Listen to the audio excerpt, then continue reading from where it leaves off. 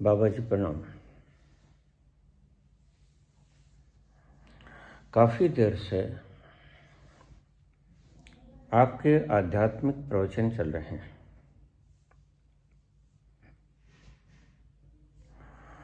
राजनीतिक प्रवचन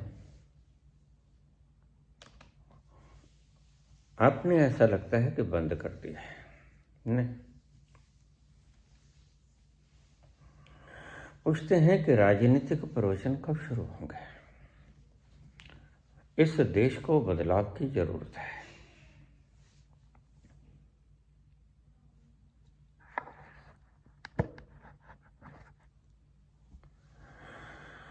और हमें आप में संभावना नजर आती है। कुछ कीजिए प्रभु।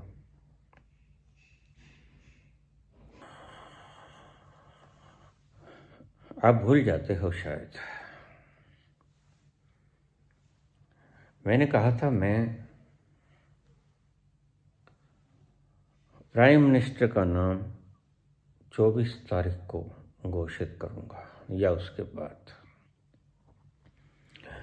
कुछ कानूनी अड़चन है जिसकी वजह से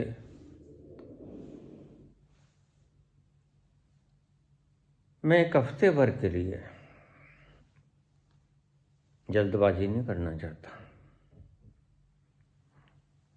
जो प्रोजेक्ट शांति से चलता है उसके कामयाब होने की उम्मीद ज़्यादा रहती है। जल्दबाजी में किया हुआ काम ज़्यादा बिगड़ता है।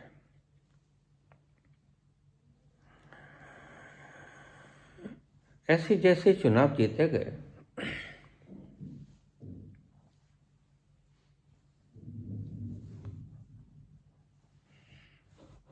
विपक्ष को सामूहिक रूप से इस्तीफा दे देना चाहिए।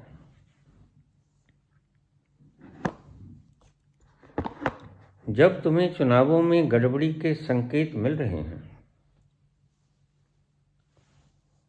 और एक स्पष्ट संकेत तो साफ है, प्रत्येक स्त्री के खाते में 10-10 हजार रुपये ट्रांसफर कर देना, वायदा नहीं, क्योंकि पता है वायदा कभी वफा नहीं होता। ना 2 करोड़ रोजगार मिले, अगर मिलते तो अब तक 22 करोड़ रोजगार हो जाते और चुनाव होने बंद हो जाते हैं।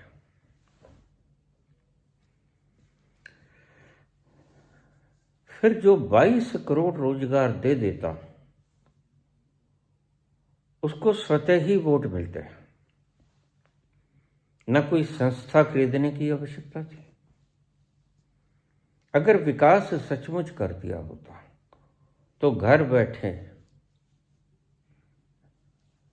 इतनी मात्रा में स्वयं सेवकों की आवश्यकता न रहती, इतनी मगज खपाई की जरूरत न रहती। इस तरह से तो चुनाव कोई भी जीत सकता है।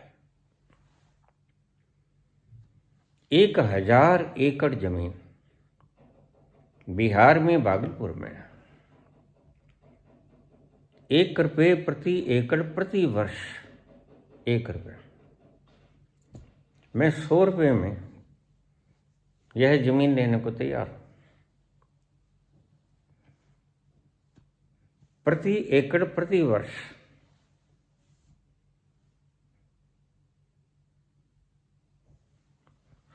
₹100 प्रति वर्ष। 1 एकड़ का किराया कोई ज्यादा होता है क्या? पट्टा।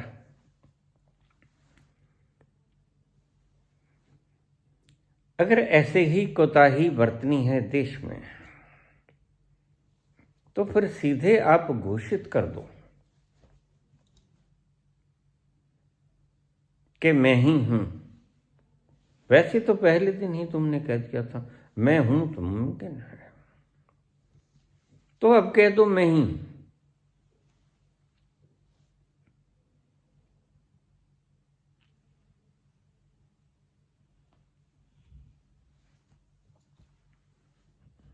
इस तरह मूर्ख बनाकर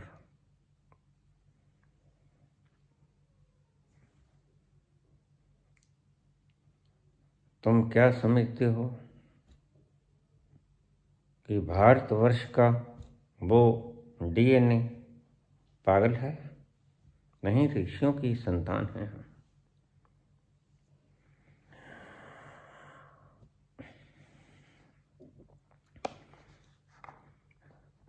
मुझको इस रात की तन्हाई में आवाज न दो,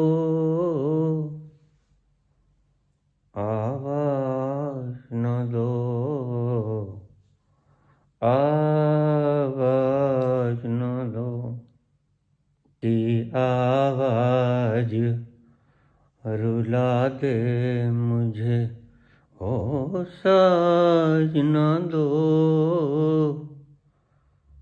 आवाज न दो, आवाज न दो।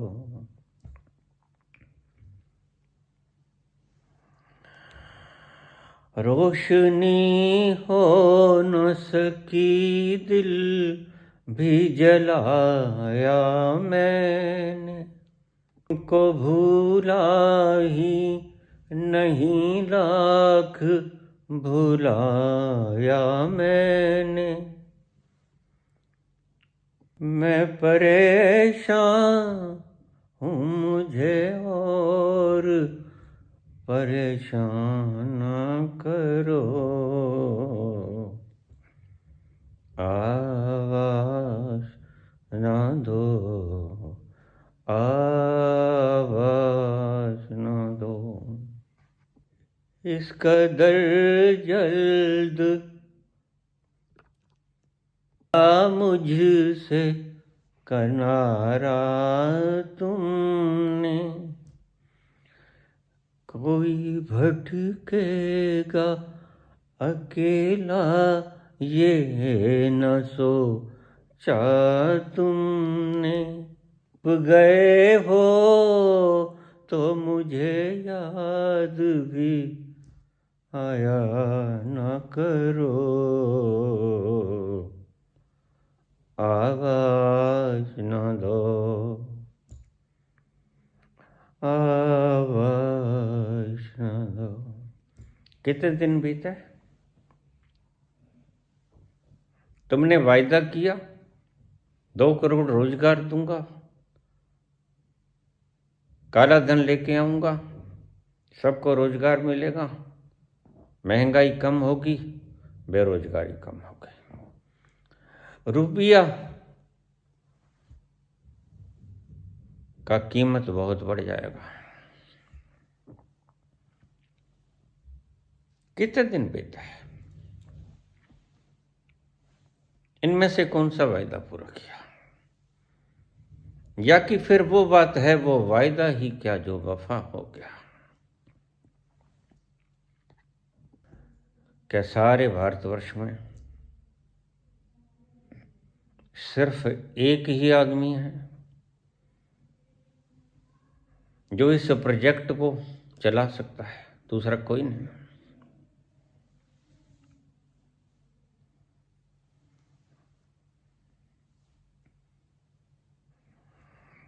एक राजा ने अपनी नौकरानी को, सेविका को कहा,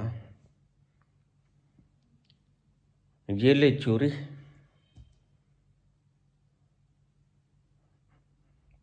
और तू ऐसा कर, उस स्कूल में जा, उस स्कूल में जो बच्चा तुझे अच्छा लगे उसको ये चूरी खिला देना। उस स्कूल में राजा के बच्चे भी पढ़ते थे, सेविका के बच्चे भी पढ़ते थे। सेविका गई, बड़ी अच्छी चूरी बनाई थी राजा ने, रोज भेजा करता था, लेकिन आज न जाने क्या मन में आई। सेविका से कहा, जो बच्चा तुझे अच्छा लगता, प्यारा लगता, उसको खिलाते।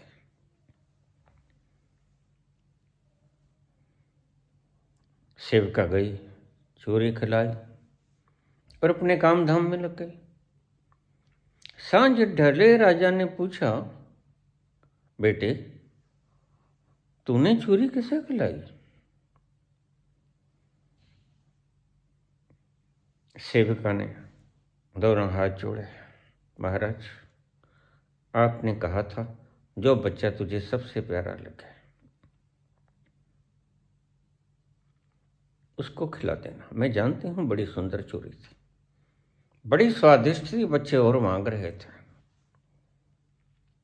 लेकिन मैं अपने बच्चों को खिलाई। आपका आदेश था, आदेश सिर माथे, आपका हुक्म। जो बच्चा तुम्हें सबसे प्यारा लगे उसको खिला देना। तो क्षमा करना हे महाराज, मुझे तो मेरे बच्चे ही अच्छे लगते हैं। माँ को अपने पुत्र पुत्रियां ही अच्छी लगती हैं। कहीं ऐसी बात तो नहीं है?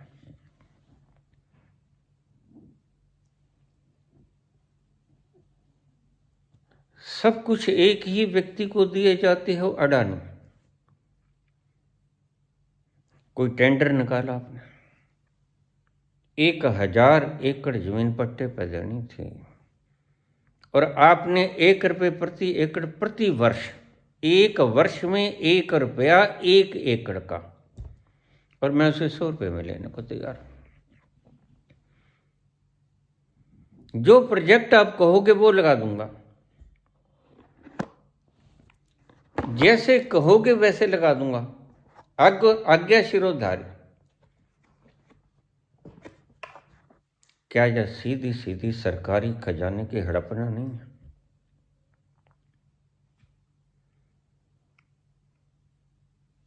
मुझे पता है कि अडानी का नाम सुनते ही तुम्हारे भीतर आग लग जाती है। मैंने देखे हैं बहुत से संस्मरण मेरे जहन में आज भी जिंदा है। कहीं ऐसा तो नहीं कि अडानी के पास जो माल है वो मोदी का है? अन्यथा कौन किसके साथ इतनी झुकाई करता है? किसी के हेलीकॉप्टर में बैठ के किसी विदेशी मुल्क में जाके कॉन्ट्रैक्ट करवा देना, और उसे पता है साथ में प्राइम मिनिस्टर ऑफ इंडिया है।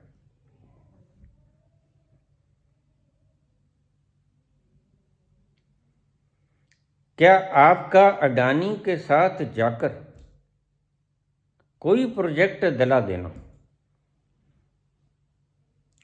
आपकी प्रेजेंस की मौजूदगी उस प्रोजेक्ट पर इफेक्ट नहीं डालती? कहीं ऐसा तो नहीं सेविका को अपने बच्चे ही प्यारे लगते हैं, अपना बच्चा किससे प्यारा नहीं होता? कहीं ऐसा तो नहीं आप कहते हो कि मैं किसके लिए कमाऊं? तुम गलती में हो महाराज, तुम्हारी धर्मपत्नी भी है। तुम ऐसा मत कहो कि तुम्हारे जाने के बाद कोई वारिस नहीं रहा। नहीं, वारिस बहुत हैं, लीगल वारिस बहुत हैं। पहले सबसे बड़ी वारिस तुम्हारी धर्मपत्नी है, लीगल वारिस, क्योंकि रिकॉग्नाइज लीगली वह तुम्हारी पत्नी है, वह वारिस बनेगी। कहीं ऐसा तो नहीं? मैं क्षमा नहीं मांगूंगा कि आप जो धन अडानी को दे रहे हो वो आपका ही हो। क्या इस बात की जांच नहीं होनी चाहिए, जांच एजेंसियों के द्वारा?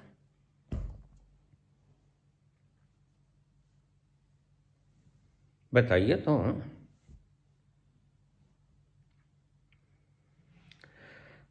मैं 24 तारीख के बाद या 24 तारीख को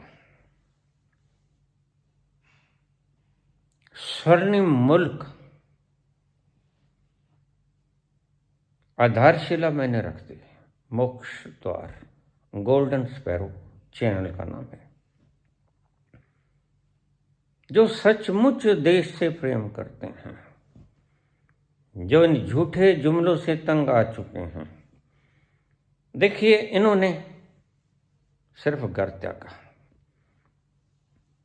अगर त्याग की बात करें तो मैंने तो खाना पीना भी त्याग दिया।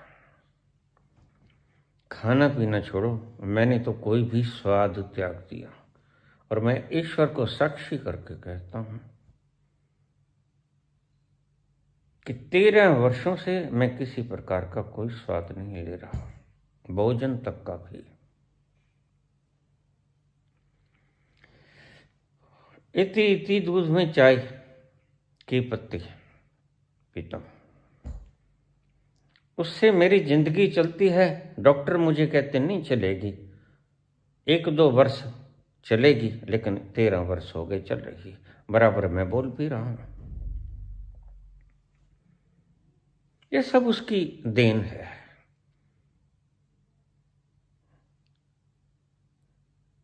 जब मैं अपने होने को बढ़ाता हूं और अनंत हो जाता हूं तो मैं इतनी ऊर्जा अधिग्रहित कर लेता हूं कि वो खाने से नहीं मिलते। जब बातें मैं बोलता हूं चेतना से बोलता हूं। एनर्जी का योगदान होता है उसमें, सिर्फ आप तक बातें पहुंचाने के लिए, लेकिन बातें आती हैं चेतना से। जैसे मुर्दा तुम्हें कोई प्रवचन नहीं कर सकता, चेतन व्यक्ति ही तुमसे प्रवचन कर सकता है। मैं चेतना के उस तल पर जाकर रात भर एनर्जी को संग्रहित करता हूं और दिन में आपको बांट देता हूं।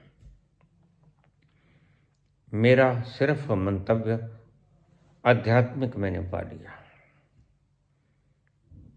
अब लोग मुझे कहते बाबा चले तो हो।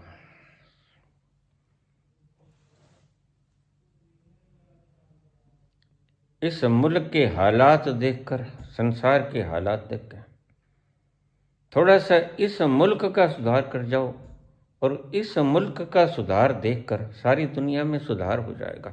खरबूजे को देखकर खरबूजा रंग बदल लेगा। मेरे पास ढंग है, इसलिए मैं तुमसे कहता हूं,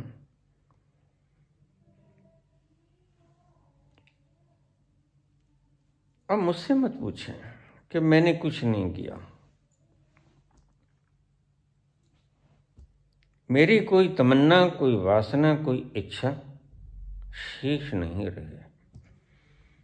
मैं जितना विराट, विशाल और अनंत हो गया हूं, उसमें एक कण भी जुड़ा नहीं जा सकता। छोटा सा प्रश्न ले लो। जो आपने कहा कि जो मेरे सामने आता है आदि शक्ति उसमें चली जाती है, तो आपके घर वाले आपके सामने आते हैं, आदि शक्ति चली जाती है।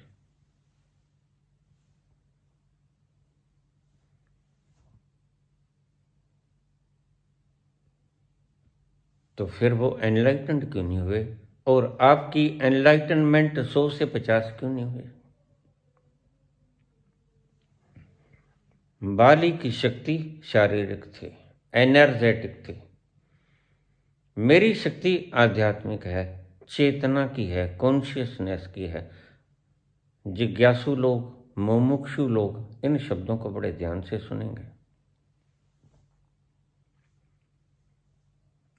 आइए उपनिषद का एक शब्द लेते हैं, एनर्जी या करेंसी। 100 में से 50 दान कर दोगे तो 50 रह जाएगा। एनर्जी भी आप सारे दिन खर्च करते रहते हो, रात को एनर्जी लेसनेस होकर तुम्हें नींद आ जाती है, थक जाते हो। लेकिन ध्यान रखना, मैं मात्र एनर्जी नहीं हूं, एनर्जी का उपयोग करने वाला हूं। मैं कॉन्शियसनेस का 100% हूं। एनर्जी घट सकती है, बाली की एनर्जी घटती थी।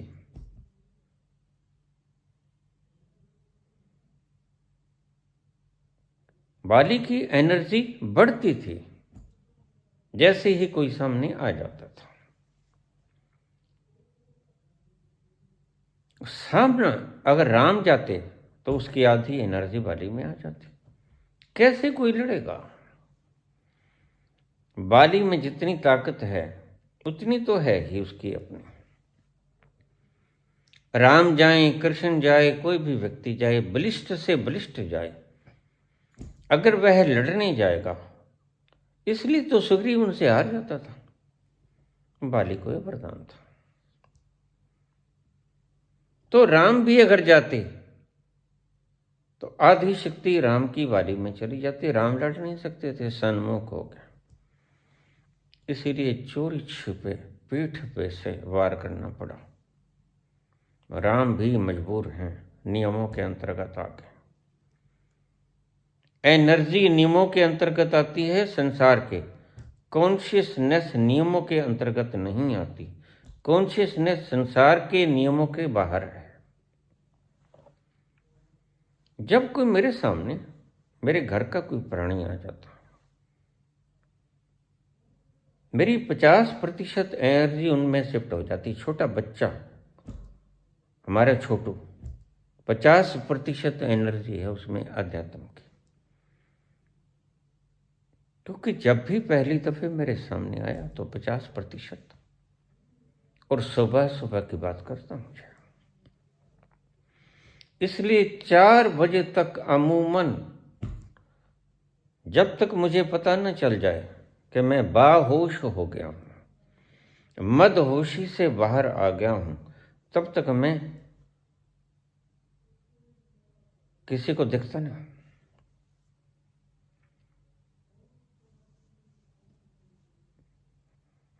अब मेरी एनर्जी, तुम कहते क्यों नहीं घटते?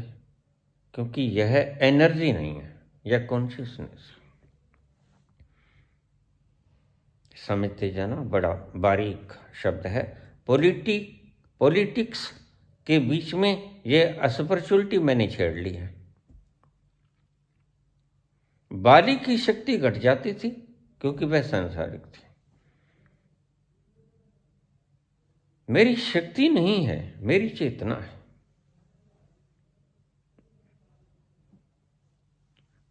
वह 50% निकल जाती है, ये नियम है, बिल्कुल ठीक।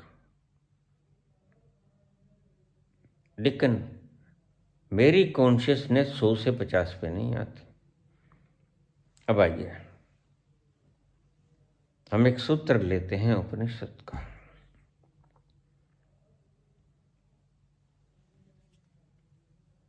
आध्यात्मिक सूत्र आध्यात्मिक किताबों में छिपे हैं। सूत्र को सुनिए। पूर्णमदः पूर्णमिदं पूर्णात् पूर्णस्य पूर्णमादाय पूर्णमेवावशिष्यते। पूर्णमदः पूर्णमिदं पूर्णात्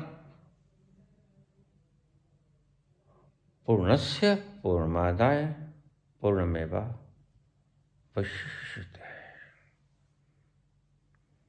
पूर्ण में से अगर पूर्ण को भी निकाल लोगे,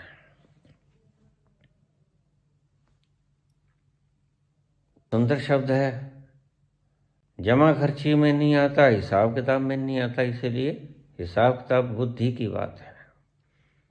इसलिए तुम्हारी बुद्धि में यह बात समझ नहीं आएगी। पूर्णमदः पूर्णमिदं पूर्णात् पूर्णमुदच्यते। पूर्णस्य पूर्णमादाय, पूर्ण में से पूर्ण भी निकाल लिया जाए। अब ये बात शक्ति की नहीं हो रही, ये बात चेतना की हो रही है। और उपनिषद चेतना के संग्रह है। पूर्ण में से पूर्ण को निकाल लिया जाए, पूर्ण से पूर्णमादाय पूर्णमेवावशिष्यते, पूर्ण ही बाकी रह जाता है। यह तुम्हारी खोपड़ी का हिसाब किताब नहीं है, समझ में नहीं आएगा, बुद्धि की बात नहीं। ऐसा ही मेरी चेतना प्रवाहित हो जाती है 50%। उनके पास 50% एनर्जी हो गई। और देखना, मैं चाहे अभी चला जाऊं, लेकिन ये जो 2400 घंटे मेरी याद में रहते हैं, इनकी शक्ति 50% से ऊपर जाती रहेगी। 50% सिर्फ इन्हें आचार्यो उपासनम, भगवान कृष्ण ने कहा, आचार्यो उपासनम शौचम स्थैर्यम आत्म विनिग्रह अमानित्वम दंभित्वम हिंसा शांतिराजवम आचार्य उपासनम शौचम स्थैर्यम आत्म विनिग्रह। यह क्योंकि आचार्य के पास रहे, और आचार्य के पास रहने मात्र से आधी चेतना उनमें ट्रांसफर हो जाएगी, बिना कुछ किए, बिना कुछ मांगे, बिना याचना किए, स्वतः ही ट्रांसफर हो जाएगी। 50% नवजात शिशु इस घर में जन्म लेते ही, जैसे ही सन्मुख होए जीव मोहि जब ही, जन्म कोट अगना सही तब ही, उस पर मुहर लगी एनलाइटनमेंट की, क्योंकि कुछ तो वो पिछले जन्म से भी लेके आया होगा। और 50% मेरे से ट्रांसफर हो गए। तो अगर वो 30 भी लेके आया, 40 भी लेके आया, तो 90 हो गया। तो इसको पहुंचने के लिए कोई विशेष चेतना की आवश्यकता नहीं। इसलिए एनलाइटन पर्सन के करीब होना इतना सौभाग्यशाली माना जाता था। इसलिए मैं तुम्हें कहता हूं, मेरी जद में बैठ जाओ। यह 60 फुट तक है। अगर आप बिल्कुल अंतिम छोर पर भी बैठ गए, क्योंकि मैं बिल्कुल अंतिम छोर पे बैठता हूं, जब भी बैठता हूं, जहां भी बैठता हूं, उस मकान में था, मैं अंतिम छोर में बैठा, इस मकान में हूं, आश्रम में हूं, अंतिम छोर में हूं। 60 फुट तक मेरी जद है। और ध्यान रखना, 60 फुट तक जद होने के कारण जो इस घर की बैक साइड पर रहते हैं जमींदार, अगर सुबह सुबह वो हल चलाने निकल पड़े तो उनकी कॉन्शियसनेस बढ़ जाएगी, क्योंकि कोई दीवारों की, कोई स्थूल तत्व की बैन नहीं है इस एनर्जी के ऊपर, इस कॉन्शियसनेस के ऊपर। जैसे धूप शीशे में से निकल सकती है, वैसे ही एनर्जी दीवारों को क्रॉस कर सकती है। तो अगर आए भी होंगे, बहुत बार आए होंगे, हमें यहां आए साल से ऊपर हो गया, कभी न कभी तो जरूर सुबह सुबह इन्होंने वो आनंद की लहरें पी होंगी, पता भी नहीं होगा कहां से आ रही हैं। लेकिन मैं तुम्हें बता देता हूं ये राज। घर की इस दीवार की बैक साइड पर किसानों की जमीन, उस जद में अगर कोई व्यक्ति आ गया, वह भी एनर्जी को पी लेगा। लेकिन ध्यान रखना, एनर्जी को इतना नहीं पी पाएगा 50%, क्योंकि उसके लिए मेरे सन्मुख होना जरूरी होता है। लेकिन फिर भी छिटक के जाती हुई वो तरंगें 10-20% छिटक जाती हैं, और वहां भी बैठा हुआ व्यक्ति इतनी से तो पी ही लेता है। जैसे बाग बगीचों की सुगंध दूर दरार तक फैल जाती है, 50% मेरे सामने आने वाला जो मेरे सन्मुख आएगा, उसमें तो 50% तुरंत ही समाहित हो जाएगी। लेकिन जैसे ही मुझे होश आएगी, बेहोशी, मदहोशी, आनंद की दशा में जब तक मैं रहूंगा, तब तक वो कॉन्शियसनेस बिखरती जाएगी, डिस्ट्रीब्यूट होती चली जाएगी, क्योंकि जाम इतना छलक गया कि वो भर गया। गागरिया इतनी भर गई कि छलकना पड़ता है उसे। इसमें मेरा कोई योगदान नहीं, ये सब परमात्मा की कृपा है। गगरिया इतनी भर गई और ऊपर से इतना बह रहा है तीव्र वेग से, जैसे एनलाइटनमेंट की वीडियो आपने सुनी होगी। इतना झर रहा था वो श्वेत कण, जैसे समुद्र बूंद के ऊपर गिर रहा हो। और वो आनंद के पल कोई भूल सकता है? कोई नहीं भूल सकता। उन आनंद के पलों में, क्योंकि नए नए आए थे, एकदम से जैसे मूसलाधार बारिश शुरू हो गई हो, ऐसे वो आनंद के कण बरसने शुरू हो गए। और उन लम्हों के कारण जो मैंने आनंद पिया, मुझे सुअर में, गंदगी से लिपटा हुआ सुअर, उसमें भी परमात्मा नजर आया। लोग मुझे कहते हैं तुम परमहंस हो गए बाबा। हाँ, ये परमहंस की निशानी भी है, जिसमें कोई भेद ना रहे, जो सुअर को भी गले लगा सकता है, अभेद बुद्धि में आ गया।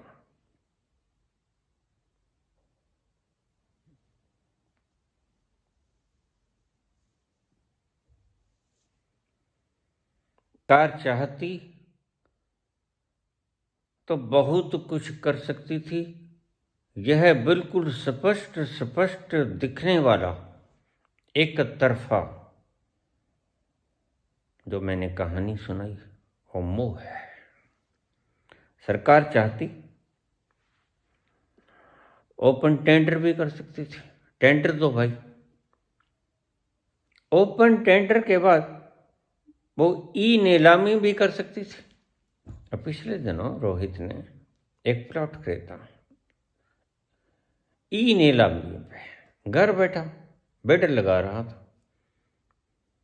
मैंने रोहित से कहा, पुत्र ये मिलेगा तो तुम्हें,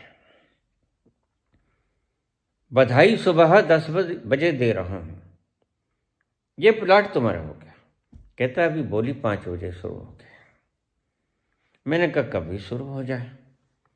बोली शुरू हो गई तो मैंने कहा ये 1,11,00,000 का मिलेगा।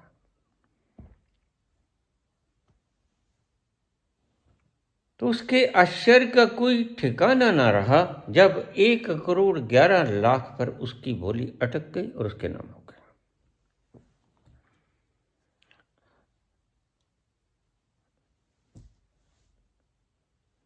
इस बात में कोई झूठ नहीं, मैं झूठा पर्चा नहीं बनाता, मैं झूठे वायदे नहीं करता, मैंने झूठ नहीं बोला कभी। जिसकी आत्मा जागृत हो जाती है वो झूठ नहीं बोलता। जिसकी आत्मा पाताल में धंस जाती है, इतना झूठ वो ही बोला करता है। और भारत जैसे वृहद मुल्क के ऊपर झूठा व्यक्ति राज करने की योग्यता नहीं रखता। न जाने कहां फंसा दे, शेर आया शेर आया शेर आया, और तुम दौड़ो लठ लेके, कृपान लेके, पिस्टल लेके, जो भी तुम्हारे पास था, और वो तो हंस पड़े आगे। ऐसा हुआ। और एक दिन सचमुच में शेर आ गया। शेर आया उस दिन वास्तव में आ गया था। तो आसपास के जमींदार अपने कामों में मस्त रहे, इसका रोज का काम है, यह हमारा वक्त खराब करता है, हम जाएंगे, वही हंस पड़ेगा। इसका काम है। पता नहीं क्यों झूठ बोलने में इन्हें क्या मिलता है।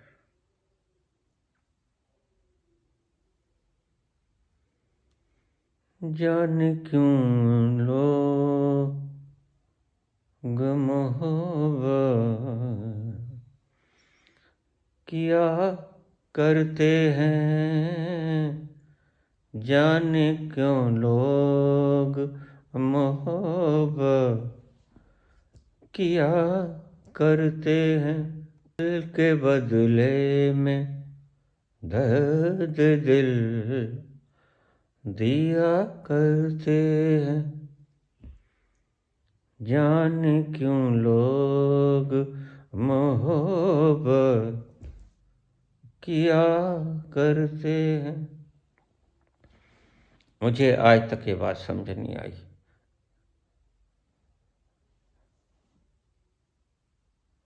मुझे समझ नहीं आया कि इन्हें मिलता क्या है झूठ बोल के। कुछ ऐसा तो मिले जो जीवन को उस निष्पत्ति तक ले जाए जिसे आनंद कहते हैं या जिसे सुख कहते हैं। धिक्कार है ऐसे राजा होने पर, ऐसे राजा सम्राट चक्रवर्ती सम्राट होने पर धिक्कार, जिसने अभी तक आनंद की एक बूंद भी नहीं पिया। वह का राजा खाक हुआ। शहनशाह आलम तो संत हुआ करता है, क्योंकि वह आलम का स्वाद चख लेता है। वह कायनात में बिखर जाता है और कायनात ही हो जाता है, अस्तित्व ही हो जाता है। वह विराट में चला जाता है और विराट ही हो जाता है। लेकिन मुझे समझ नहीं आया कि इनको मिलता क्या है, और शायद मैं समझ पाऊंगा भी ना। इन्हें कुछ मिलता भी नहीं होगा। मेरे दृष्टि में क्या मिलता है? चंद सिक्के इकट्ठे कर लेंगे,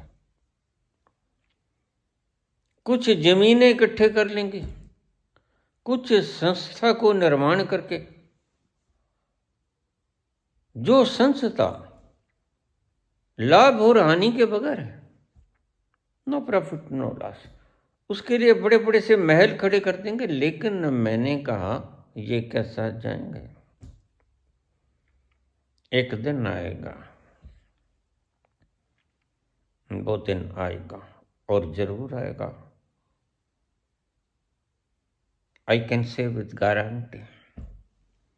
जब तुम धड़म से कर जाओ, तुम्हारी संस्थाओं के मालिक कितने चले गए? हेड गवार चले गए? नहीं चले गए। तुम्हारी गुरु गोलवर्कर चले गए? नहीं चले गए। तुम भी चले जाओगे, लेकिन संग क्या लेकर जाओगे? तुम कहते हो हम नाम कमा जाएंगे। कौन लेता है नाम?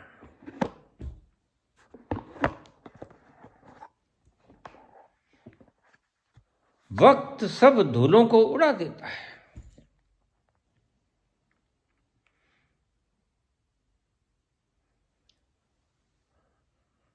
बस जो तुमने पी लिया आनंद, वो तुम्हारे संग जाएगा सदा के लिए।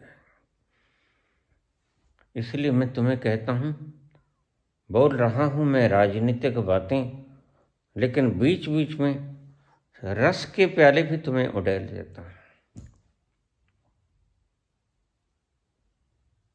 आनंद का रस पियो, 100% हो जाओ। इन झूठे झगड़ों में कुछ नहीं मिलेगा। गधों की तरह भाड़ ढोगे। उपकार तो है, हम मानते हैं। राजनेता न होते तो ये भार कौन उठाता? गधे ना होते तो भार कौन ढोता?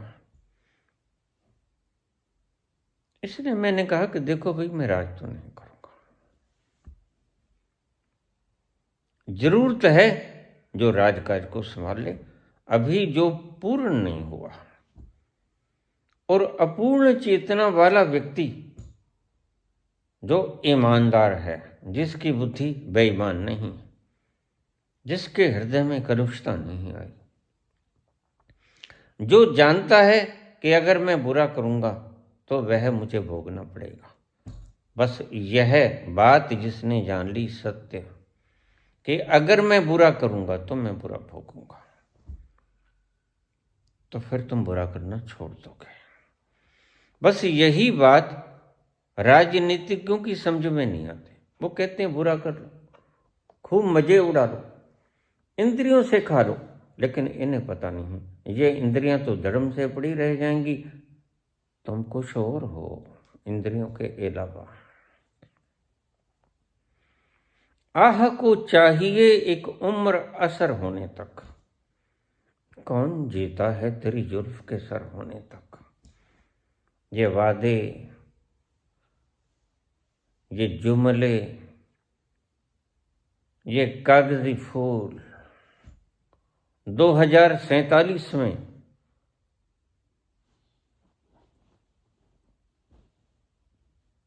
हम पूर्ण हो जाएंगे, विकसित हो जाएंगे, डेवलप्ड कंट्रीज हो जाएंगे। देखिए कैसे कोई एतबार करे जब आज तक तुमने कोई वायदा पूरा नहीं किया। यही बिहार जीतने वालों, मैंने खुद अपने कानों से सुना, 10,000 दूं, 20,000 दूं, लाख करोड़ दूं, 1.5 लाख करोड़ दूं, ये लो इतने लाख करोड़ दे दिया। गपोड़ शंखों की तरह तुम बोलकर भोली जनता को बहका लेते हो। भोली जनता के जीने का स्टेटस कहां उठता है? न शिक्षा है, न स्वास्थ्य है, न छत है। पेट की भूख 5 किलो अनाज से मिट जाए, इतना काफी तो नहीं? क्या तुम सोचते हो बस इतना ही है और हमने तो जहाजों पे घूमना है और हमने तो मशरूम खाना है? छोड़ दे सारी दुनिया किसी के लिए, बाकी सब छोड़ दो, सिर्फ 5 किलो अनाज खाओ। छोड़ दे सारी दुनिया किसी के लिए, ये मुनासिब नहीं आदमी के लिए। प्यार से भी जरूर कई काम हैं, प्यार सब कुछ नहीं जिंदगी के लिए। छोड़ दे सारी दुनिया किसी के लिए। इस संसार के लिए ही बहकते रहेंगे। राहतें और भी हैं वसल की राहत के सिवा, और भी दुख हैं जमाने में मोहब्बत के सिवा। यह कुदरती मैंने मुकाम पा लिया, ईश्वर की कृपा हुई, मैंने ये मुकाम पा लिया और आज मैं बोलने में समर्थ हुआ। और मैं जो बोलता हूं अपने अनुभव से बोलता हूं, लिखा लिखी की, देखा देखी की, सुना सुनी की, पढ़ा पढ़ाई की मैं जो अपने अनुभव से जाना। न मैंने शास्त्र पढ़े, न मैंने कोई गुरु बनाया, न मैंने किसी का कहा सुना। दोहरा रहा हूं, मैं जो बोलता हूं अपने अनुभव से बोलता हूं। इसलिए मेरी कोई भी बात अनुभव की कसौटी पर खरी उतरेगी। मैं कहता हूं क्रिया योग करो, आनंद आएगा, तुम करके देखो। हाथ कंगन को आरसी क्या, तुम जरा 20-50 श्वास सुबह सुबह उठ के ऑक्सीजनेटेड माहौल में लंबे लंबे सांस खींचो, देखो तुम्हें नशा आता है कि नहीं। लेकिन तुम अगर ना करो तो फिर इसमें कसूर किसका?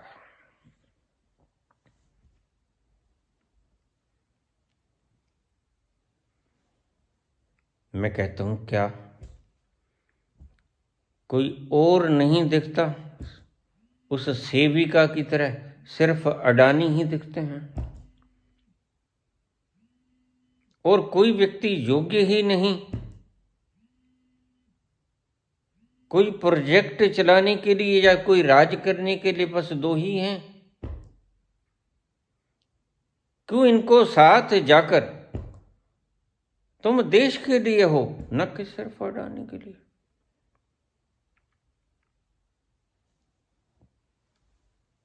और यह कोई जीतने का तरीका नहीं।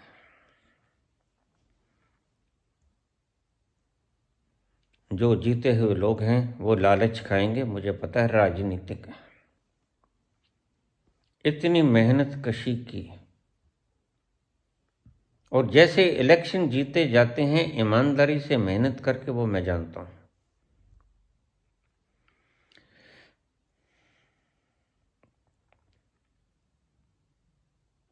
लेकिन मैं ये भी जानता हूं, ध्यान रखना,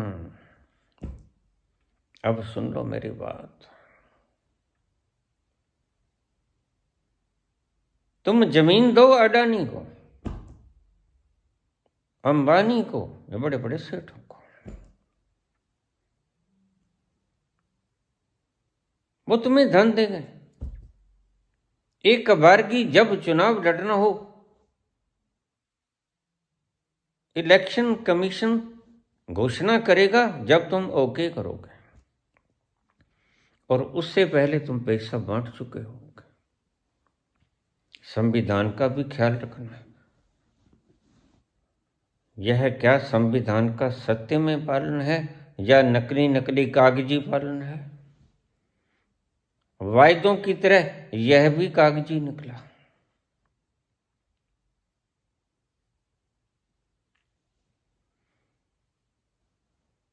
क्या विकसित इस तरह बनाओगे? तुम्हें पक्का भरोसा है कि जिसको तुम सारी टेंडर्स दे रहे हो, यही 20-50-100 लोग, क्या वो देश के ऊपर अधिकार करने ही रोगे? क्या वो पक्के ईमानदार हैं? कहीं ऐसा तो नहीं ईस्ट इंडिया की तरह फिर वो कब्जा जमा के बैठ जाएंगे? हमने परिणाम भोगते हैं भाई। तुम तो जाकर अंग्रेजों के चरण पकड़ लिए, लेकिन हमने परिणाम भोगते हैं। तुम तो 60 रुपया महीना, जब 46 रुपये कलेक्टर की तनख्वाह हुआ करती थी, तब 60 रुपये महीना सावरकर जी महाराज सरकार, अंग्रेज सरकार से पेंशन लेते थे। अब देखिए फिर कलेक्टर महोशय कौन हुए? इनसे नीचे ही हो गए ना। एक बात समझ लो, मुझे सुनने वालों श्रोताओं,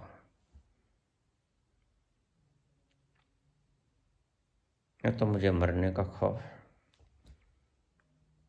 एक बार मर गया और आज जिंदा, खौफ कैसे रहेगा? मैंने तो पहली दफा भी मरते वक्त, ठीक, I was not enlightened at that moment. जब मेरे 4 गोलियां लगी, पोस्टमार्टम करने वाले 3 बताते हैं, मेरे लगी 4। चौथी किसने चलाई, बेहोशी के अवस्था में पता नहीं चलता, लेकिन चलो 3 लगी कि 4 लगी, 3 से ही मर गया ऐसा समझ लो। लेकिन मरकर पुनर्जिंदा हो गया। अब क्या मृत्यु का भय रहेगा? रही बात जेल की, 13 साल से एक जगह बैठा हूं। जेल का अभ्यास मैं अच्छी तरह से कर चुका हूं।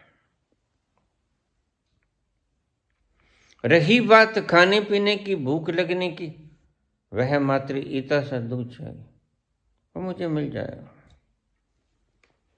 मेरे प्रेमी जन किसी भी अवस्था में मुझे पहुंचा देंगे। तुम्हारे हाथ का तो मैं नहीं पीऊंगा, या फिर ये होगा, मुझे जेल में ले चलो, मैं खाना पीना बंद कर दूंगा।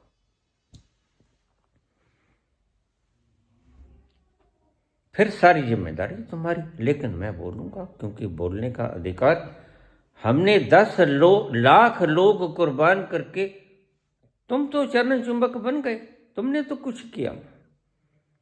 गद्दी पर बैठकर तुम संविधान बदलने की स्वप्न देख रहे हो, कैसे बदलोगे? नहीं बदला जाएगा। अभी तुम्हें पता नहीं ऐसे तानाशाहों का, ऐसे जनता से अन्याय करने वालों का क्या हश्र होता है।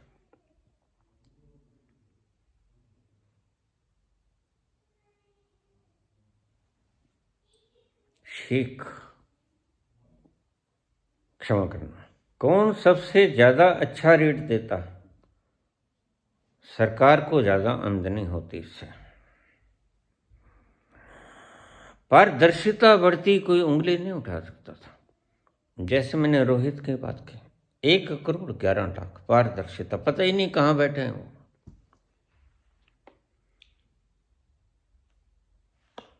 सरकारी खजाने में पैसा ज्यादा आता और फिर लाभ किसी एक कंपनी को, एक व्यक्ति को दिया जा रहा है, यह तोहमत ना लगते।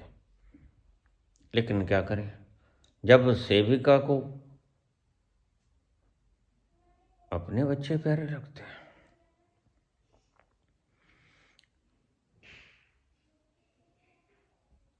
तुम लाख कहे जाओ, तुम पीटते हो बाद में, लेकिन मैं कहता हूं जनता की आवाज भी मैं सुनता हूं। जनता की भीतर जाकर उस अंतस प्रणाली में भी मैं देखता हूं। कलेक्टिव अनकॉन्शियस माइंड में तुम्हारे प्रति इतनी नफरत है जिसका कोई हिसाब नहीं। क्या तुम समझते हो कि वे इतनी नफरत होने के बाद तुम्हें वोट दे देंगे? नहीं देंगे, क्योंकि तुमने इतनी नफरत कमाई है। ये तुम्हारी उपलब्धि है। झूठ बोल बोलकर, गलत काम कर, कितने दोष लगे आपके ऊपर। जेपीसी बैठाया, हमारी देश की रक्षा करने वाले 40 लोग शहीद हो गए पुलवामा में, तुमने कोई जेपीसी बैठाया? पहलगाम में हमारे 26 नागरिक मारे गए, बेचारे शादी के बाद हनीमून बनाने आए थे, और तुमने इनवाइट किया। अब तो बिल्कुल सुरक्षात्मक माहौल है, आ जाओ, तो लोग चले गए। कुंभ में तुमने कहा बड़ा पुण्य लगेगा, आ जाओ, लेकिन कितने लतड़े गए। क्या ऐसे देश चलेगा? चलेगा, बिल्कुल चलेगा। तानाशाह ऐसे ही देश को चलाते हैं।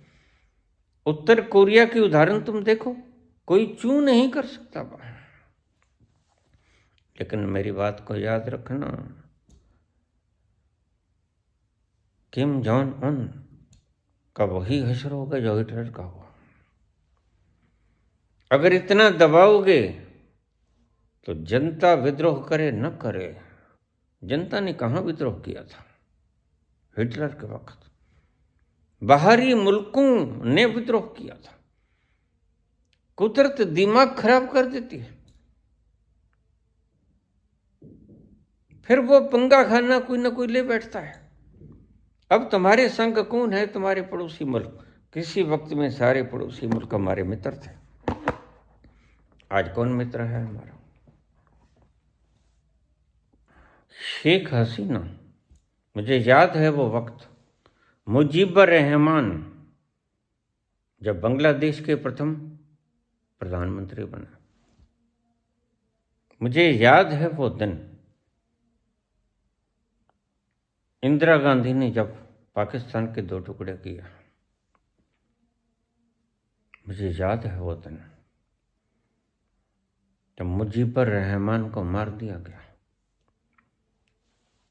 जनता में बड़ी ताकत है। जनता को अगर ऐसे तुम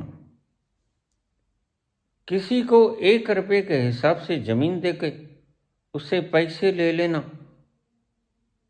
और जनता जनार्दन में बांट देना, उस वक्त जबकि इलेक्शन हो रहा हो, क्या यह रिश्वत नहीं है? क्या यह वोट खरीद नहीं है? निष्पक्ष चुनाव कैसे हुआ?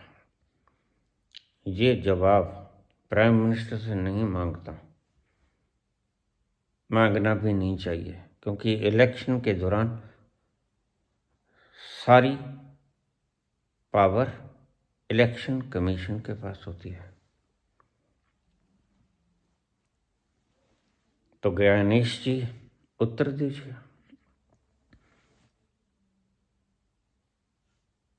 जब बांट दिया गया पैसा,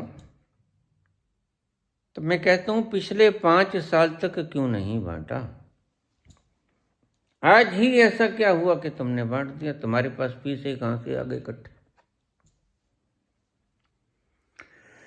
पहले क्यों नहीं थे? आज क्यों बांट दिया?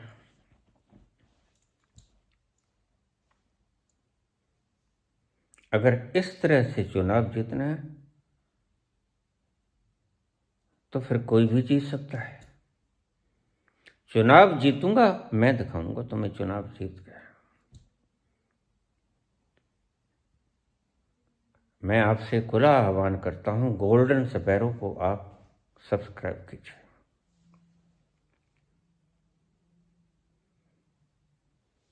मुझे प्राइम मिनिस्टर के लिए व्यक्ति मिल गया है, मेरी मनपसंद का, और मैंने उसकी तायद करवा ली है मेरी अपनी सुपर नेचुरल पावर्स। वो ठीक है, व्यक्ति ईमानदार है, सही निभा देगा। तायद कराने के बाद अब मैं उस व्यक्ति की रजा चाहता हूं, जो कि 24 तारीख को ही बता पाऊंगा। अगर रजा देता है तो ठीक, अगर नहीं रजा देता वह व्यक्ति कि मैं प्राइम मिनिस्टर का ओहदा नहीं लूंगा, जिताने की जिम्मेदारी मेरी है। अब कितनी बड़ी बात मैं कहता हूं, विपक्ष वालों, अगर तुम इकट्ठे होकर, मैं 5 साल से बोल रहा हूं, 5.5 साल से मैं बोल रहा हूं, बाबा के कहने से, जो बाबा होते नहीं नास्तिकों के हिसाब से, उस परमात्मा से पूछ कर कह रहा हूं, बिल्कुल इलेक्शन ना कोई जुमला ना कोई वायदा। मैंने लेना क्या है? मैंने तो गद्दी संभाल ली नहीं, ना गांधी ने गद्दी संभाली, संभाल सकते थे ना,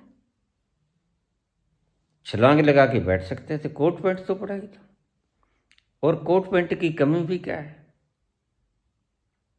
छलांग लगा के बैठ सकते हैं। My self prime minister of India.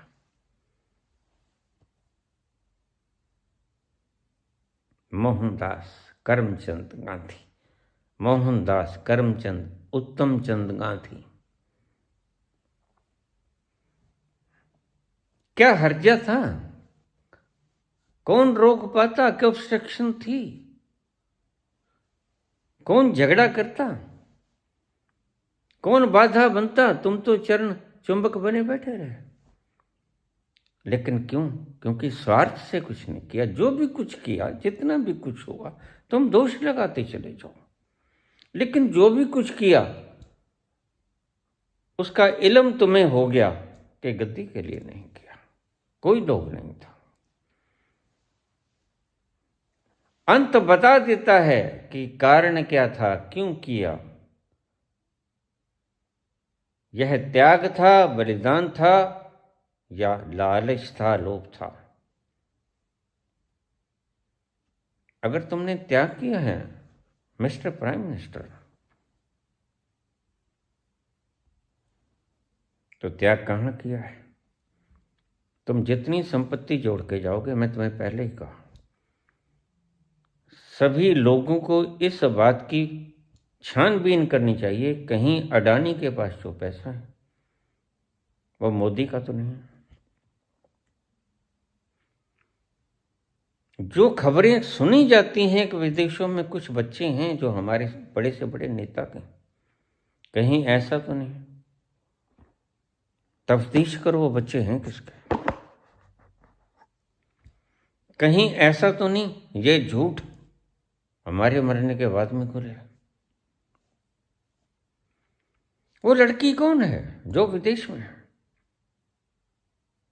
मैं सिर्फ छानबीन करने के लिए कह रहा हूं, किसी के ऊपर दोष आरोपण नहीं कर रहा हूं। छानबीन करो।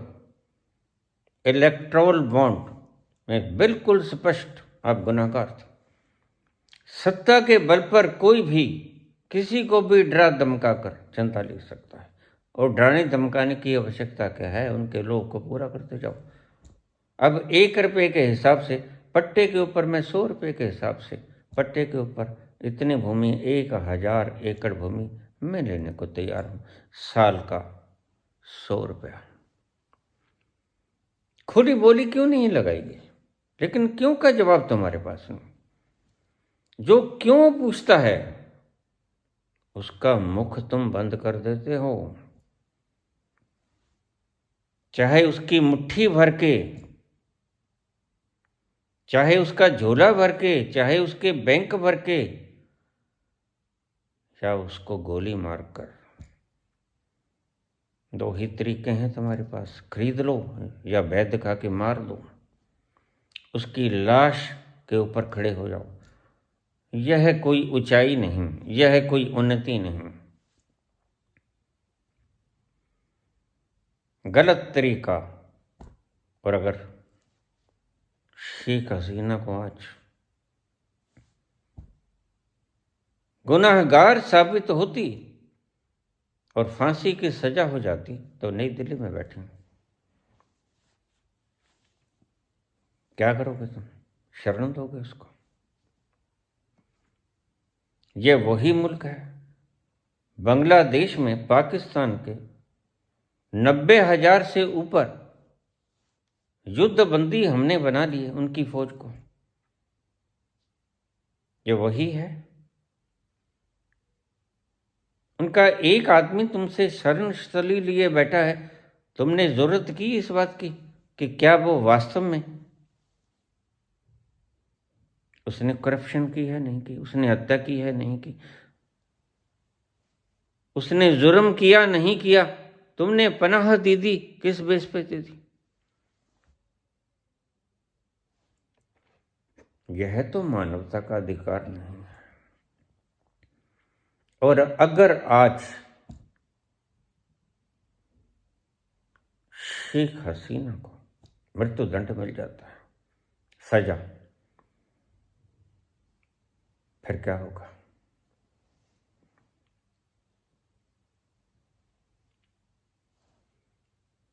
अपने अहंकार के कारण, अपना कद ऊंचा करने के लिए दूसरे की लकीर को छोटा कर देना, यह कोई फार्मूला नहीं है। यह तो मात्र एक तानाशाही है।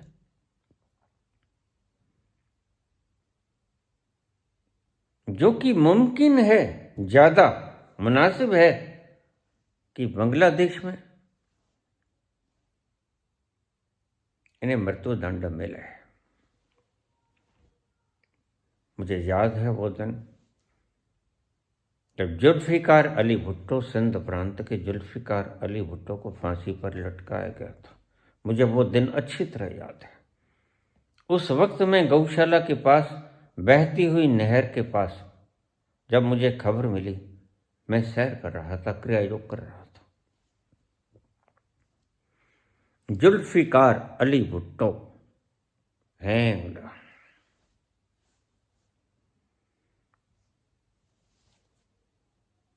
एक मुजरिम को अपने देश में पनाह लेना,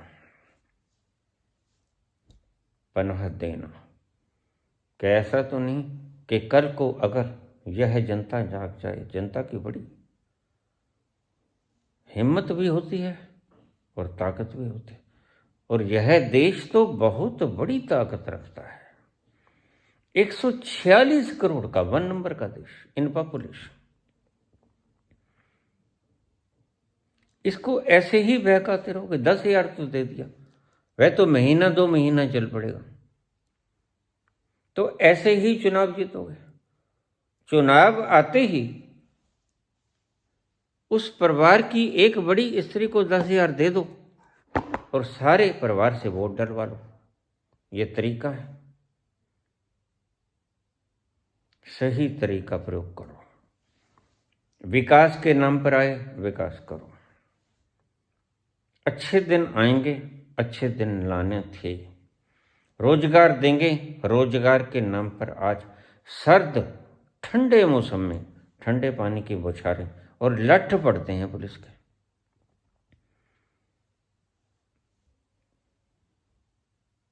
वो लोग भूल जाते हैं जब उनके घरों में माताओं को रिश्वत देती जाती 10,000 क्यों। कहते बेटा नहीं, तुम भी डालो वोट। और फिर वोट तो डलते ही डलते हैं। हैरान मत होना, मैं इन नतीजों से बिल्कुल हैरान नहीं। मेरी वीडियो खंगाल के देखो। मुझसे पूछा था किसी ने बिहार में क्या होगा, मैंने कहा भाई एनडीए का ही आएगा। जब मैं जानता हूं 10,000 रुपये, 1,25,00,000 महिलाओं को 10,000 रुपये उनके खातों में ट्रांसफर कर देना। क्या बात भाई, अब कोई शुभ तुमने मुहूर्त निकलवाया था? किस खुशी में दे रहे हो ये रुपये?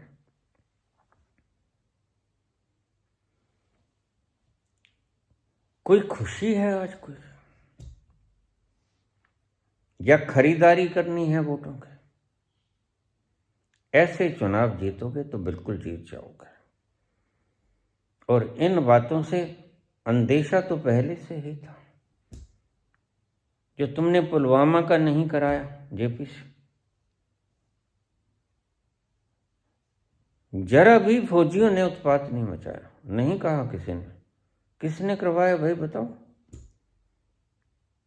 पहलगाम हुआ, वो 4 संदिग्ध अतिवादी उग्रवादी, उनके चेहरे तो प्रकाशित कर दिए, लेकिन क्या तुम 4 व्यक्तियों को पकड़ नहीं सकते? लादेन को अमेरिका कितनी दूर है, उसकी जगह पर उसे ढूंढ के उसको उठाता है, मारता है, उसकी लाश को दफन करता है। तुम तो बिल्कुल पड़ोस में हो। कहां गए वो? जमी खा गई, आसमां निगल गया। लेकिन पता है कुछ लोग भौंक भौंक के कुछ दिनों के बाद चुप हो जाएंगे, बिल्कुल चुप हो जाएंगे। लेकिन आज जैसे शेख हसीना से हिसाब मांगा जा रहा, फिर कल को ऐसा भी हो जाएगा। आज हो या कल हो, आज और कल में कोई बहुत ज्यादा फर्क नहीं होता। जीवन कितना है। और फिर तुम कहते हो तुम्हारा नाम स्वर्ण अक्षरों में लिखा जाएगा। ये तरीका है कोई इलेक्शन जीतने का? मैं तुमसे पूछता हूं ज्ञानेश जी, ये कार्यभार तुम्हारे ऊपर है। क्या तुमने कोई आपत्ति नहीं की? मैं अभी डिक्लेयर नहीं करूंगा। ये 10-10 हजार रुपये क्यों दिए? पहले क्यों नहीं दिए? क्या ये पहले से ही शुरू है? क्यों नहीं पूछी ये बात? अभी आकर क्यों? बिल्कुल at the time of election क्यों? तो मैं इसलिए कि विपक्ष को कहता हूं,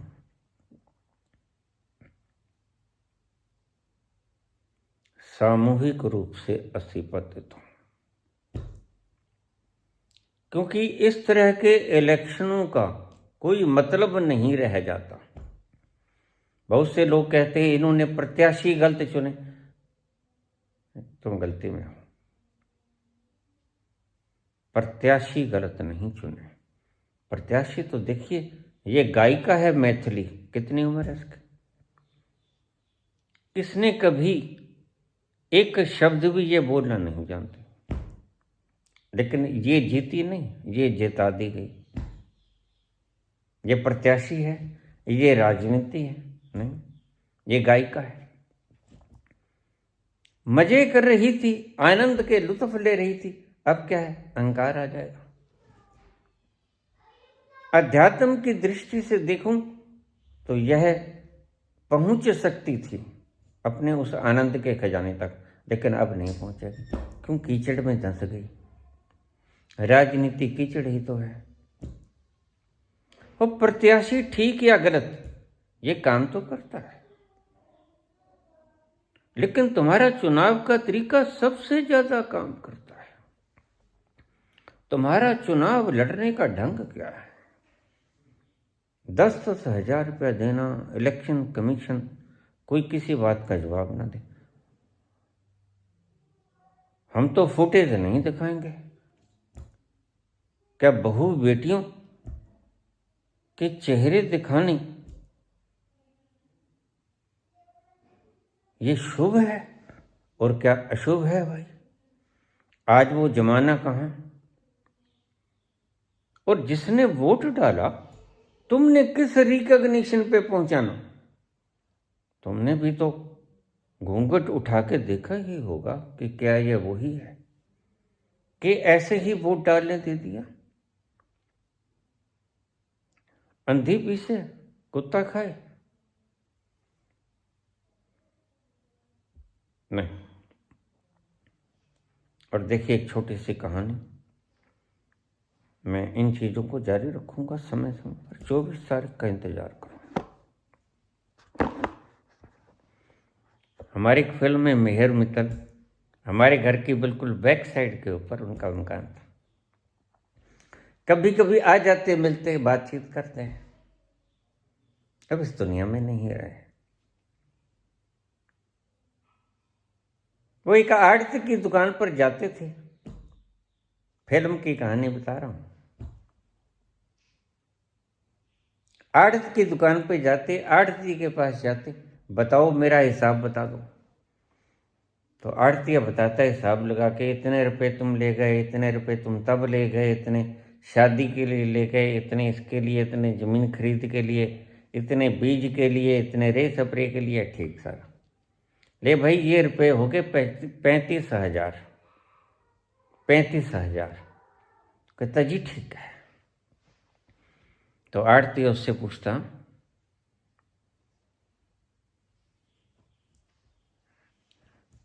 पाजी, भाई साहब, कि मैं एक बिंदी ला दा अगे? एक बिंदी लगा दूं, पर जीरो लगा दूं? 35,000 है, 3.5 लाख कर दूं? वो कहते जी कर दो, कोई गल ही नहीं, क्या बात है, कर दो, एक बिंदी ही आगे लगानी। ठीक। जब भी आता हिसाब करता, साल के बाद आता हिसाब करता, बहुत वक्त गुजर गया, रुपया होगा 15, 20 लाख हो गया। 20 लाख। अब समझना बात को। हिसाब करने आया, रुपया हो गया 20 लाख। और ऊपर कितना? 745। 20,745। वो कहता देखो सेठ जी, बात यह है, तुसी किन्ने बारी मैनू कुछ गल कही कि बिंदी ला दो? मैं कह ला दो। कि तुमने कितनी बार मुझसे कहा कि एक जीरो लगा दूं? मैंने कहा लगा दो। आज हो गए रुपये 20,745। हाँ बिल्कुल हो गए। सेठ जी कहते बिल्कुल हो गए।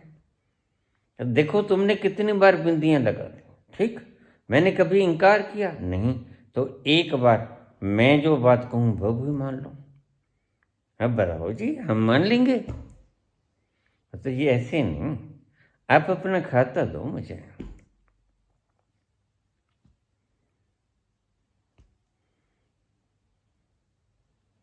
उन्हें खाता दे दिया। अब उसको तो पता ही नहीं था, जो हम करेंगे वो किसी को क्या पता। तो उसने उठा के आगे का 20,745 का जो दुआ था वो दुआ मिटा दिया, रह गया 745। जेब में रुपये निकाले, ये कहता ये लो सेठ जी 745, और अपना हिसाब किताब हुआ बराबर। ऐसा हम करेंगे। तुम 1000 एकड़ दे दो, तुम 50,000 एकड़ दे दो, ऐसा हम करने वाले हैं।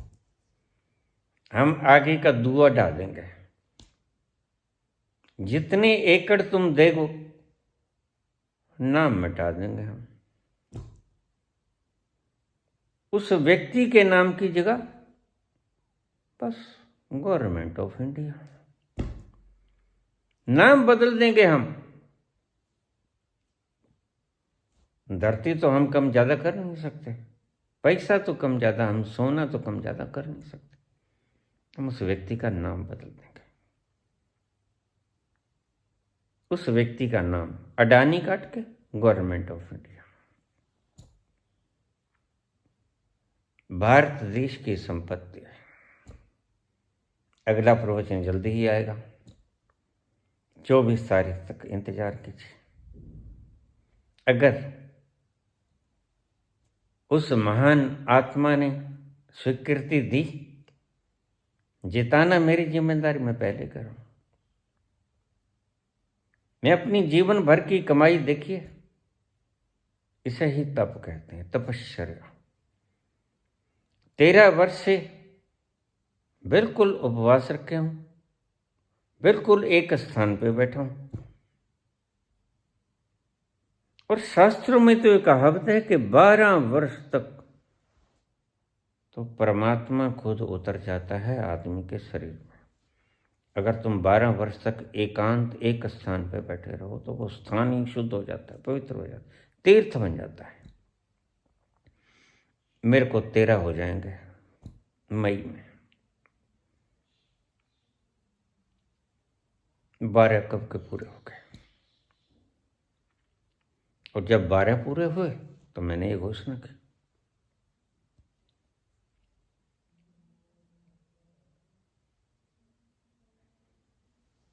आगे का सारा काम देखिए जनता जनार्दन। मैं अगर उस मकाम पे जाकर वापस आ गया तुम्हारी करुण उपकार के कारण, मुझे पता है जितने लोगों के चीत्कार मुझ तक आए, न मैंने पिछले जन्म में कोई गद्दी हत्याई, ना कोई लोभ लालच लिया, ना इस जन्म में मुझे कोई जरूरत नहीं, कोई जरूरत भी नहीं और कोई वासना भी नहीं, कोई लालसा भी नहीं। क्योंकि मैंने एक उस ईश्वर को देख लिया जो सबको बांटता है, दाता दे लेंदा थक पा, जुगा जुगंतर खाई खा। कोई व्यक्ति मुझे कुछ नहीं दे सकता, वो कंगाल है, दरिद्र है या राजा है, मुझे कोई व्यक्ति कुछ नहीं दे सकता। मैंने उस एक सत्ता को अपनी नगन आंखों से देख लिया है, जिसने सब बनाया भी, क्रिएट भी किया और जो सभी का दाता भी है। सारी सृष्टि उसके नियमों में, बनाए हुए नियमों में आबद्ध घूम रही है बिना किसी गलती से। मैंने उसको देखा है, इसलिए निर्लोभी हो गया हूं, स्टेबल हो गया हूं, बैठ गया हूं। भाग दौड़ खत्म हो गई है, वासनाएं खत्म, विषय खत्म, विकार खत्म, भाग दौड़ खत्म। बिल्कुल निष्पाप हूं, ठहरा हुआ हूं, पवित्र झील की तरह। अगर एक शब्द में कहोगे तो कल की अवतार की उद्घोषणा बाबा ने ऐसे ही नहीं की। मैं निष्पाप हो गया। कब का? अब रुका हूं तो मैंने तो जो पाना था वो पा लिया। मुझे कुछ और पाना बाकी नहीं।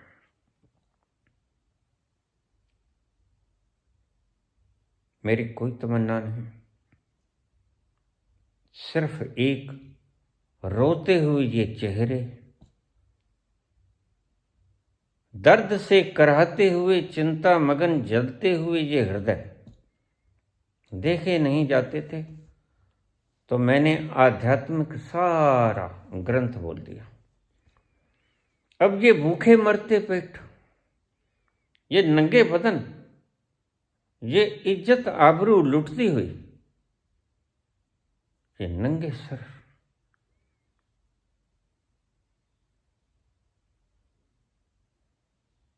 यह असमानता का आलम मुझसे देखा नहीं जाता। इसलिए रुका, तुम्हारी करुण पुकार सुन के रुका हूं तो करके भी जाऊंगा।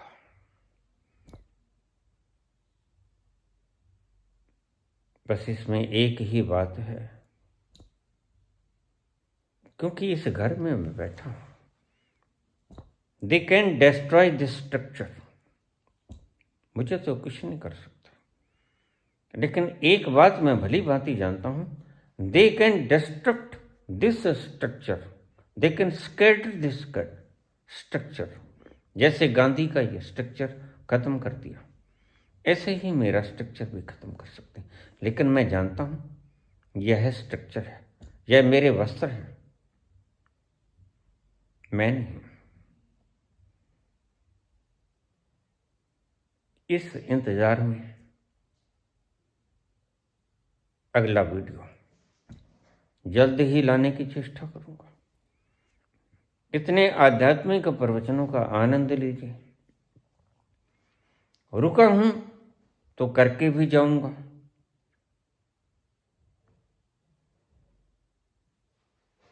अगर तुम खुशहाल होना चाहते हो तो यही तो मेरी तमन्ना है। मैं राज नहीं करना चाहता, क्यों? क्योंकि मैं राज कर रहा हूं। 1985 का 28 अक्टूबर के बाद का वक्त हर पल मेरा राज करने में गुजरता है। मैं उस आलम में मदहोश हुआ बैठा हूँ जहाँ एक पल के लिए भी कभी अशांति, कभी सोच, तनाव, कभी कष्ट, क्लेश नहीं होता। मैं चाहता हूं तुम भी सभी उस जगह चले जाओ, लेकिन मैं तुम्हारे भूखे पेटों को भी देखता हूं। और संत अच्छी तरह से जानता है, भूखे भजन न होई गोपाला। ये ले अपनी कंठी माला। तो ये बुनियाद है, इस बुनियाद को भी तुम्हें ठीक करके जाना चाहता हूं। तुम कोशिश करो, वक्त कम है, शरीर दुर्बल है। जिस व्यक्ति ने 13 साल से अन्न में ही प्राण है, अन्न नहीं खाया हो, इति चाय क्या करेगी? वैज्ञानिक कहते तुम्हें अब तक चले जाना चाहिए था, बामुश्किल 2-3 साल काटते, इता दूध। लेकिन कट गए हो तो उसकी कृपा से कट गए।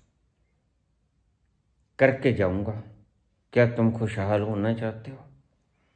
या कि इसी तरह 5 वर्ष के बाद 5 रुपये 47 पैसे प्रतिदिन के हुए ऐसे ही बिकते रहोगे?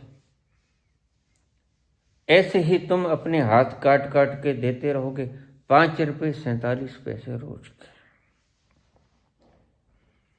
ईश्वर तुम्हें बहुत कुछ दे सकता है। संत भी तुम्हें ऐसी खुशहाली का वो स्थान उपलब्ध करा सकता है जिसे कृष्ण कहते हैं स्थिति प्रज्ञता।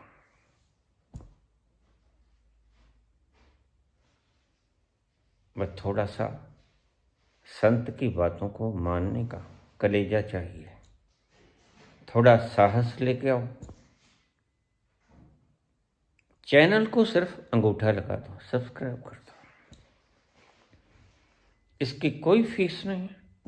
मुझे पता चल जाएगा कितने व्यक्ति खुशहाल होना चाहते हैं, कितने व्यक्ति आनंद में आना चाहते हैं। दोनों चीजें, संसार की खुशहाली, अंतस का परम आनंद, दोनों चीजें तुम्हें मुहैया करा दूंगा। थोड़ा मेरी बात मानो। राजनीतिज्ञों की बातें तुम सदा से मानते रहो। एक बार अष्टावक्र की बात भी मान कर देख लो, एक बार। मैं तुमसे कहता हूं 30 दिनों में तुम्हें स्पष्ट नजर आएगा जो ढांचा। सिर्फ 30 दिन, मैंने 50 दिन नहीं मांगे, और 50 दिन तो कब के हो गए। और हमने ना तो चौराहे पे खड़ा किया उस व्यक्ति को, ना ही दंडित किया, लेकिन खैर वक्त आने पर जो जैसा न्याय होगा वह न्याय करेगा, हम कुछ नहीं करेंगे। मैं सिर्फ आपसे कहता हूं, क्या आप उस अंतस का आनंद लेना चाहते हो? तो उसके लिए पेट का भरना जरूरी है। तो पेट का भरना जरूरी है, तो क्या तुम्हारा पेट भर रहा है? क्या तुम्हारे पास रोजगार है परमानेंट? तुम्हारे पास व्यवस्था है? तुम अपने पांव पर खड़े हो? तुम स्वतंत्र हो? अगर नहीं हो, या अगर और ज्यादा स्वतंत्र और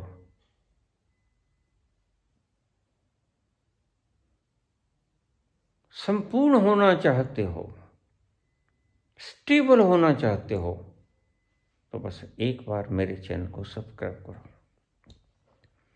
यह समझो तुम अपने ही चैनल को सब्सक्राइब कर रहे हो। अगर मेरी किसी बात में तुम्हें लोभ की खुशबू आए, लोभ की खुशबू तो नहीं होती, बदबू ही होती है, तो फिर मत करना। अगर मेरी बातें तुम्हें पारदर्शी लगे, मेरे जीवन के जीने का ढंग तुम्हें पारदर्शी लगे, और न्याय उचित लगे, और ईमानदारी से भरा लगे, और त्याग तपस्वी की मूर्ति लगे, मैं अपनी सारी जिंदगी की 13 वर्ष की त्याग का जो फल तुम सभी को प्रदान कर दूंगा, और यह है भारत ही नहीं, सारा संसार गोल्डन स्क्वायर हो जाएगा। इतना तप है, इतना तप है जो तुमने अपनी आंखों से देखा है। कलयुग में इतना तप तुमने देखा है किसी को? नहीं देखा है तो अभी मैं बैठा हूं, देख लो।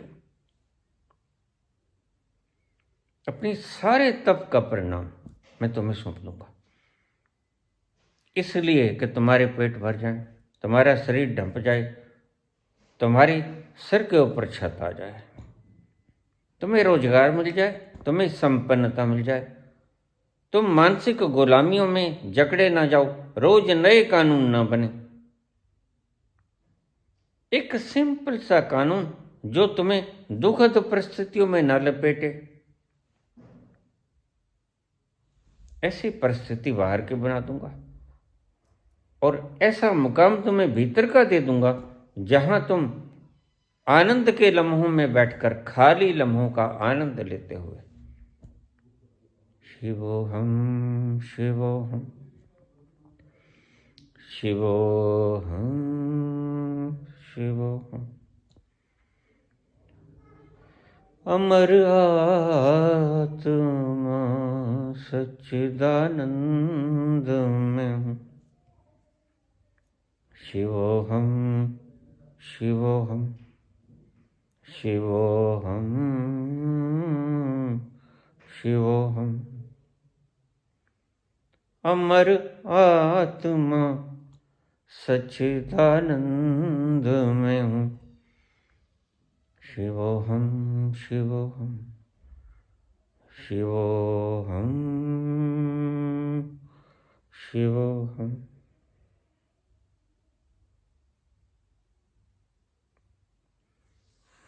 धन्यवाद।